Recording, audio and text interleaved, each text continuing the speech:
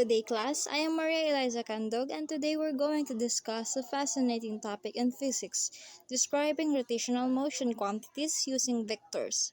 In this lesson, this will help us understand how objects rotate, spin, or turn, not in a straight line but around an axis. We'll also learn how to describe the rotation using vectors, which show both direction and magnitude. Before we go deeper, let's first recall what is rotational motion. Rotational motion is the movement of an object around a fixed axis. It happens when an object turns or spins around a fixed axis. For example, the Earth rotates on its axis, a car wheel spins while moving, and a ceiling fan turns around its center. Instead of moving in a straight line, every point of the object moves in a circular path around that axis. What are rotational motion vectors? Rotational motion vector shows how much, how fast, and in what direction an object rotates. When describing rotational motion, we use vectors because rotation has both magnitude and direction. These vectors tell us how much the object rotates and which way it spins, clockwise or counterclockwise. Now let's discuss the four main rotational quantities. The first is the angular displacement, also known as theta. It is the angle through which an object rotates. The angular displacement tells us how much an object has rotated and in what direction. It's the angle between the starting and final position of the object. The direction of this vector is found using the right-hand rule. Curl your fingers in the direction of rotation and your thumb points to the direction of the vector. Here is an example of angular displacement. A wheel rotates 90 degrees, or equal to pi over 2 radians, around its axis. Find the angular displacement.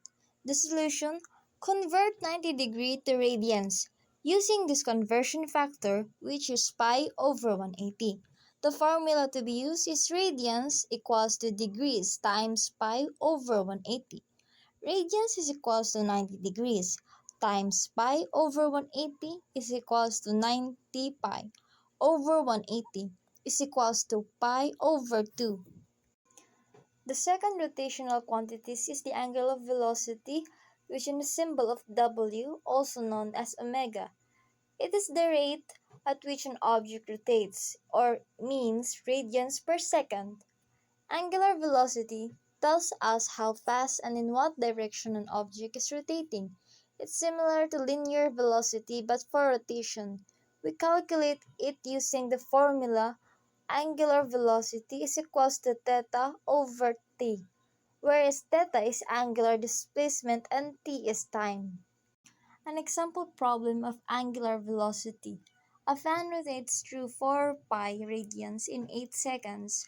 Find its angular velocity. Solution: omega is equals to angular displacement over time interval. Omega is equals to 4 pi radians is over to 8 seconds. Omega is equals to pi over 2 radian per second. Next is the angular acceleration, but we can also remember it as the small letter a.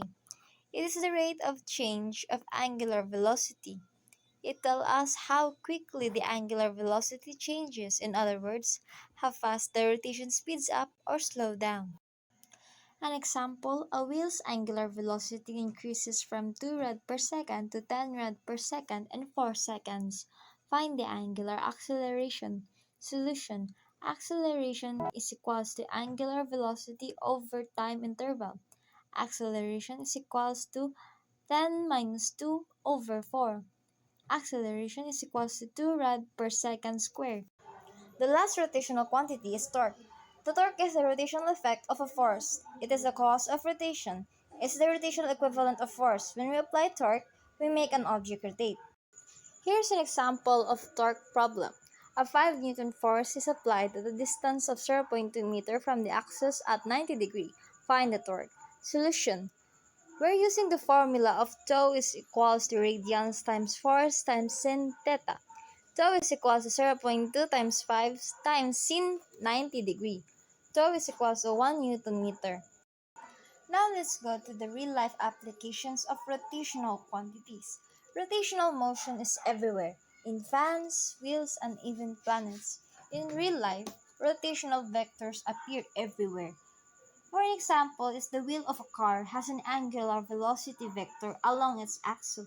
Another one is the Earth's rotation has its angular velocity vector pointing from South Pole to the North Pole. And another is when you turn a wrench or open a doorknob, you apply torque to rotate the object.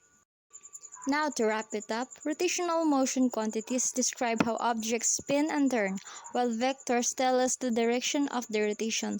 Always remember, every rotation has both magnitude and direction. Once again, I am Mariela Zacandog. Thank you for listening.